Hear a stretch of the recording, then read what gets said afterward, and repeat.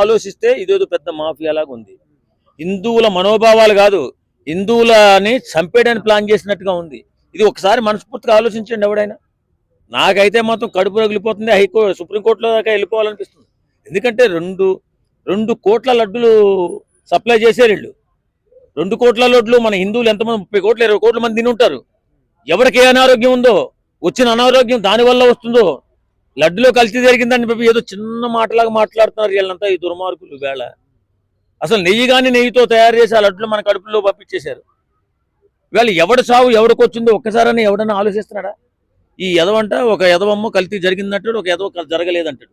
మధ్యలో వీళ్ళు ప్రజలు ఏమైపోతున్నారో ఒక్కడన్నా ఆలోచిస్తున్నాడా? కానీ నేనేమంటానంటే ఇది మరుగున పరచడం కోసం, హిందువులను చంపేయడం కోసం ప్లాన్ చేసిన కుట్రలాగా అనిపిస్తుంది తప్ప వాస్తవంగా వీళ్ళ గొడవలాగా అనిపించలేదు. ఇది క్లారిటీగా ప్రతి ఒక్కరూ ఆలోచించాల. నిజమిది, నిజం.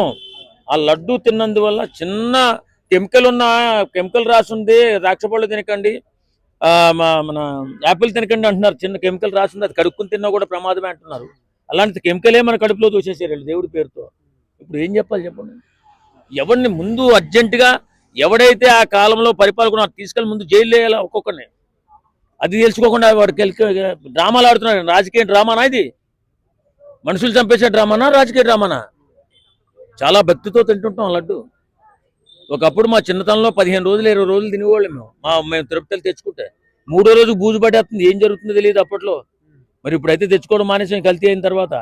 నిజంగా మన ఫ్రెండ్స్ వెళ్ళి తెస్తుంటే 1 లడ్డు 2 లడ్డు కళ్యాణ లడ్డు అని చెప్పి పెద్ద లడ్డు మనకు 5 రోజులు 10 రోజులు తింటాం మనం. అంత దుర్మార్గంగా కల్తీ చేసేసి నాశనం చేసేస్తుంటే ఇవాళ పవన్ కళ్యాణ్ వచ్చి మాట్లాడాలా? సిగ్గుండాల మాట్లాడితేనే. ఏదేమైనా ఈవేళ ప్రతి ఒక్కరు కూడా జాగ్రత్తగా ఉండాలి.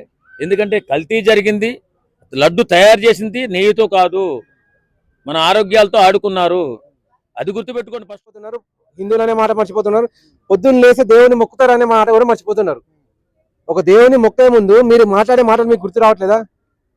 పొరపాటున ఎవరికైనా దెబ్బ తగిలింది ఇంట్లో, అయ్యో దేవుడా ఏమైందని చెప్పేసి అంటారు. ఏ పాపం చేసుకున్నా నాకు ఇదెందుకు కల్పించావని చెప్పేసి అంటారు. అటువంటిది దేవుని లడ్డులో కల్తీ అనేది జరిగితే మీరు ఎందుకని వ్యతిరేకంగా మాట్లాడుతున్నారు?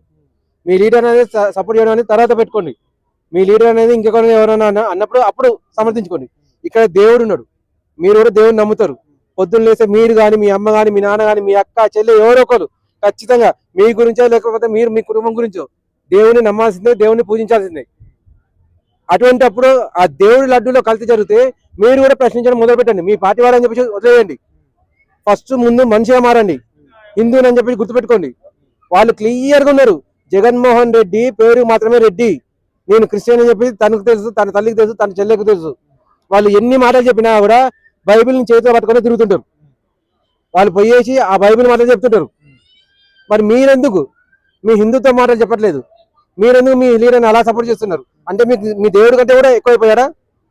రేపొద్దున మీ దేవుడి కంటే మీ లీడర్ ఎక్కువ ఇస్తాడా? ఇది మాత్రం గుర్తుపెట్టుకోండి. మీరు ఇప్పుడు చేసే పాపాలు ఒకరికొకటి డబ్బులు పెరుగుతాయి. ఇది ఖచ్చితంగా గుర్తుపెట్టుకోండి. మీ లీడర్ని కాదు, దేవుని నమ్ముకోండి. థ్యాంక్ యూ అండి.